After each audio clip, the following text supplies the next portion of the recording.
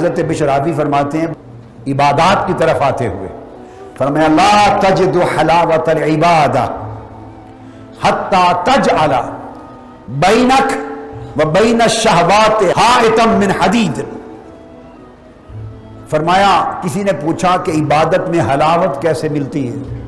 नमाज पढ़ते हैं पर लज्जत नहीं आती, सजदे करते हैं कैफ नहीं आता, तिलावत करते हैं सुरूर नहीं मिलता, रोजे रखते हैं, तस्बीह करते हैं, जिक्र अज़कार करते हैं, मगर दिल की हालत नहीं बदलती, हलावत नहीं मिलती। तो आपने फरमाया कि इबादत में हलावत उस वक्त तक नहीं मिल सकती जब तक तू अपने और शहवतों के दरमियान लोहे की, स्टील की, लोहे की एक मजबूत दीवार खड़ी ना कर दे। जब तक शहवत का दरवाजा बंद ना कर दिया जाए उस वक्त तक इबादत की हलावत नहीं मिलती।